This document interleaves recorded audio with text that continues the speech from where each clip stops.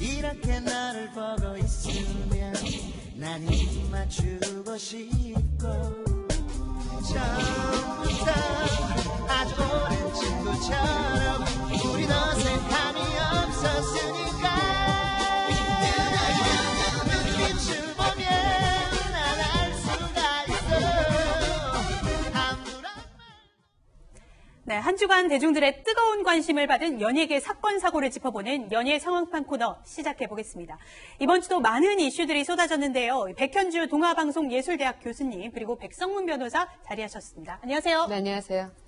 네, 가장 먼저 정말 설레는 소식입니다. 제가 다 기쁘네요. 드디어 가수 김건모 씨가 네. 장가를 가신다면서요. 이게 실화냐고 묻는 분들도 많으셨어요. 갈듯한데 안 가니까 네. 정말 안 가는 거 아니야 이렇게 생각을 했었는데 이번엔 실화고요. 내년 1월 30일에 결혼식을 합니다. 띠동갑의 미모의 재원인데 네. 음악을 전공을 했어요. 그러니까 서울예고에서 클래식을 전공하고 또 유학을 갔고 다시 또 한국으로 와서 박사 수료를 한 아주 재원인데 그러니까 13세 차이가 나는 거예요. 13살 차이가 나는 거예요. 근데 띠동갑 이상이라고 하면 엄청나 보이니까 네. 13살이라고 제가 박아드렸던 것 같습니다.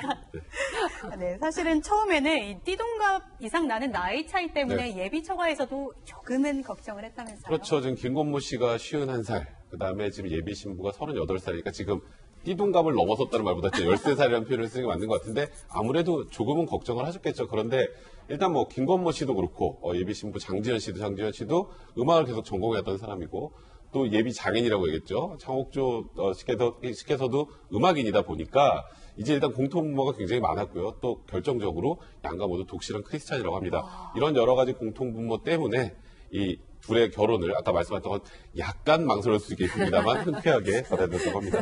네, 음악이라는 공통점 때문에 만나게 되었다고 합니다. 교수님, 네. 그렇다면 이 두 분이 어떻게 만나게 된지 그 첫 만남이 궁금한데요. 처음에 결혼 발표가 났을 때는 지인의 소개를 통해서 한 1년 정도 연애를 했다 이렇게 됐었어요. 근데 이제 인터뷰가 다 디테일하게 구체적으로 나온 거 보니까 올 5월이에요. 5월경에 김건모 씨가 콘서트를 하고 뒤풀이 자리에서 김건모 씨도 알고 장지연 씨도 아는 지인이 자리를 같이 합석을 해서 소개를 시켜주게 된 거죠. 네. 근데 그때가 바로 김건모 씨 아버지가 세상을 떠나시고 5일이 된, 소천하시고 5일이 된 그 시점이었기 때문에 어떻게 보면 김건모 씨에게는 아버지가 보내주신 선물 같은 사람, 이런 생각에 대한 확신이 더 들었을 것 같습니다.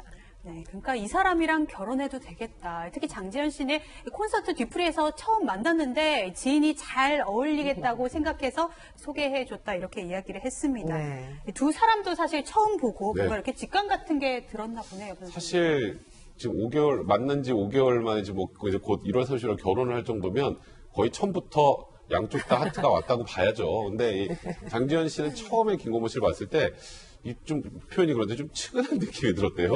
그리고 두 번째, 세 번째 보면서 내가 이 사람 옆에 없으면 안 되겠구나 그런 생각이 들었다고 하고 저는 김건모 씨 말이 굉장히 멋있더라고요.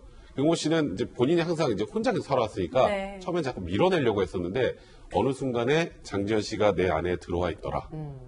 굉장히 로맨틱한 그런 말을 했는데요. 그렇게 이제 둘이 급속도로 서로에 대해서 이제 필요성을 느끼고 그러다가 이제 둘이 영원히 함께하겠다 이렇게 결심을 하신 것 같습니다.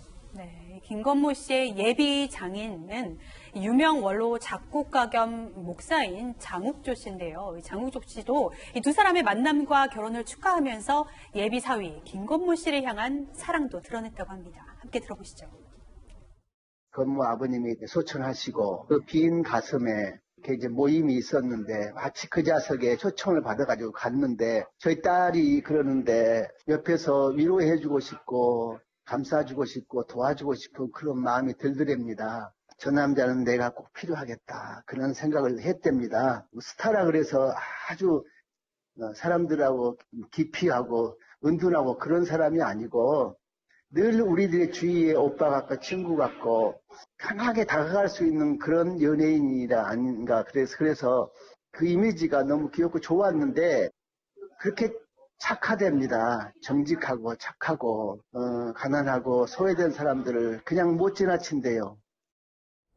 네, 벌써부터 이 예비 장인의 사랑이 여기까지 느껴지는 것 같습니다, 교수님. 네. 예, 사실 이 예비 신부가 참 김건모 씨를 세심하게 배려하고 있다 이런 이야기도 들리네요.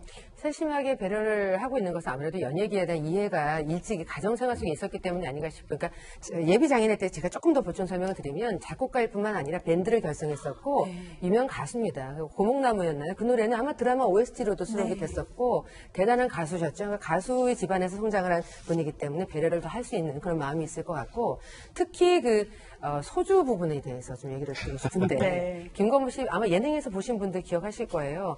이렇게 짝으로 갖다 놓고 먹다가 나중에 그 업소에 있는 거 있잖아요. 냉장고 갖다 놓고 한 짝이 들어가고 나니까 부족하니까 두 짝을 더 사다가 다 채웠던 그 기억이 있으실 텐데 오히려 그 김건모 씨하고 얘기를 나누기 위해서 뭐 술을 끊어 뭐 이렇게 하기보다도 소주를 조금씩 배워가면서 같이 이렇게 보듬어주고 이 사람을 내가 같이 이렇게 해야 되겠다라는 생각 때문에 술을 조금씩 배웠다라는 이야기가 전해지고 있습니다. 네, 평생을 비록 다른 환경에서 지내왔지만 이렇게 서로 맞춰가는 과정을 가는 것 같습니다, 변호사님. 그렇다면 신혼집은 어디로 정해졌습니까? 일단은 뭐 지금 다 추정인데요.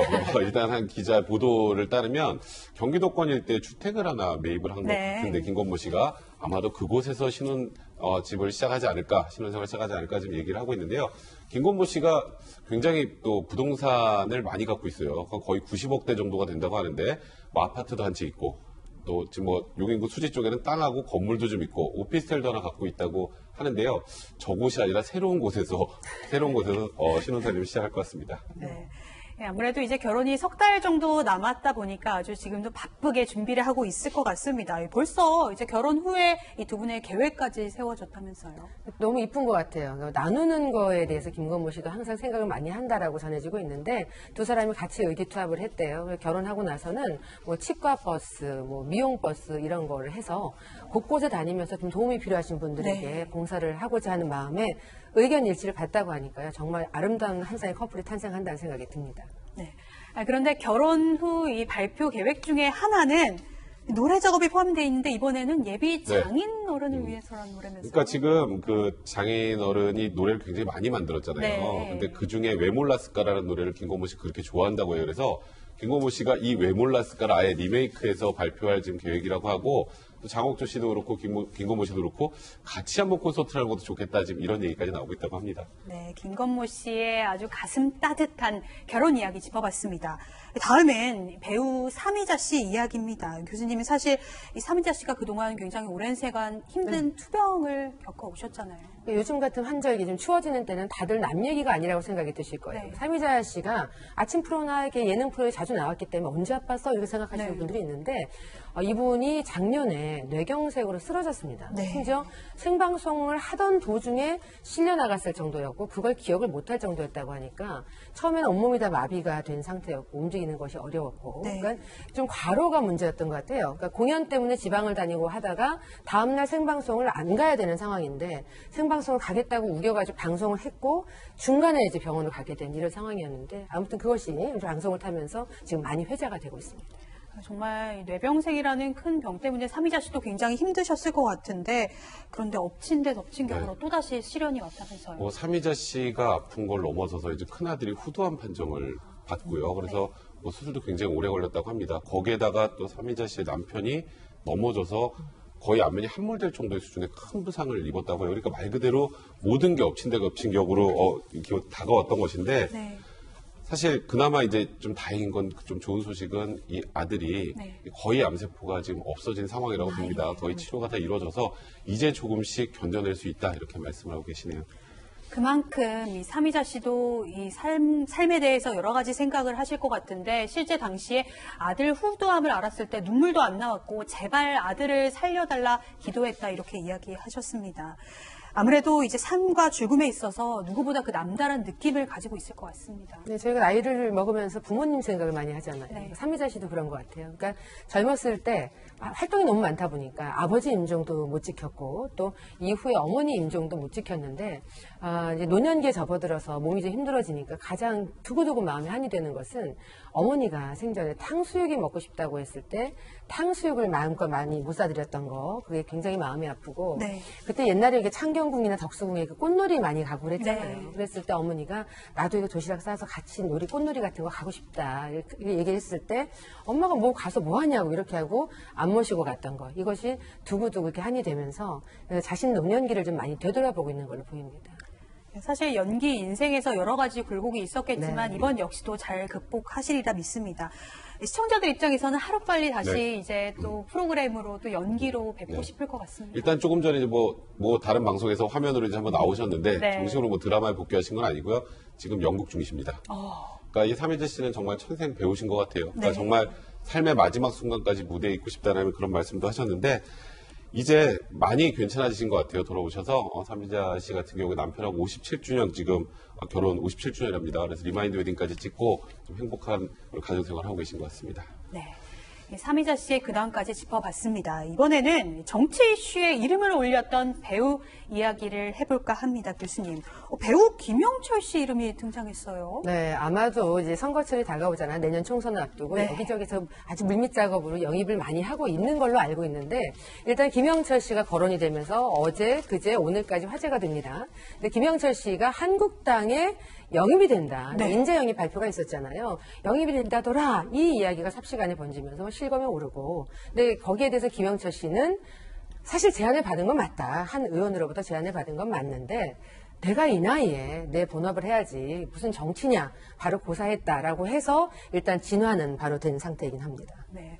최근에 김영철 씨는 이 4달러 이런 유행어 때문에 맞아요. 굉장히 또 많은 분들의 인기를 얻고 있습니다. 네. 김영철 씨는 단칼에 거절했다고 하는데 사실 여러 배우분들이 정계에 진출한 과거 이래도 있죠. 그렇죠. 최근 그냥 떠올려 보면 뭐 고 이주일 씨도 있었고, 네. 그다음에 최불암 씨도 있었고, 뭐 강부자 씨도 있었고, 고 신성일 씨도 있지 않았습니까? 네. 최초가 누군지 아세요? 모릅니다. 네, 78년도에 홍성우 씨입니다. 뭐 지금 젊은 층들은 잘 모르겠지만 연세 좀 있으신 분들은 예전에 뭐 세자매 대릴사회 같은 이런 드라마에 나와서 거기서 굉장히 의협심 강한 역으로 나오니까 그 역할, 그 이미지까지 잘 정리가 돼서 무려 3선까지 했었고요. 네. 사실 뭐 연예인은 뭐 능력도 능력이지만 대외적 인지도가 높기 때문에 정치권에서 항상 이런 러브콜이 좀 많은 것 같아요. 근데 네. 이제 뭐 정말 정치에 대한 준비가 돼 있는 분들은 모르겠지만 그런 아닌 분들은 지금 조금 전에 말씀하셨던 김영철 씨 같은 경우는 저는 이게 더 멋있다고 생각해요. 네. 그러니까 본인의 업을 마무리하겠다는 게 훨씬 멋있다는 생각을 하고요. 그럼에도 불구하고 계속 금배지를 단 연예인들은 앞으로도 조금씩 나오지 않을까 싶습니다. 네, 사실 선거철만 되면 나오는 이야기입니다. 사실 유세장을 가더라도 곳곳에서 연예인분들이 등장하기도 하고 직접 또 이렇게 출사표를 던지는 분들이 과거에도 있었는데 그런데 이 정당에서 연예인을 영입하려고 하는 좀 이유가 있을까요? 글쎄 아무래도 유권자들이 공약을 들여다본다, 이성적으로 판단한다 하더라도 친화력이 뛰어나잖아요. 친근하잖아요. 그렇기 때문에 팬층이 두텁고 특히 이제 이미지가 좋은 경우에는 그래서 이미지적인 부분에 있어서 큰 보탬이 되는 것은 부정할 수 없는 현실이기 때문에 이왕이면 좋은 이미지를 가진 대중적인 스타를 자꾸 영입을 하고 선거에 내보내려고 하는 것은 어쩔 수 없는 현상인 것 같습니다. 네, 김영철 씨도 단칼에 거절하셨다고 합니다. 사실 정치라는 것이 정말 중요한 영역이기 때문에 그럼요. 그런 선택을 하지 않으셨나 이런 생각이 드네요. 사건 상황실은 여기서 마무리하고요.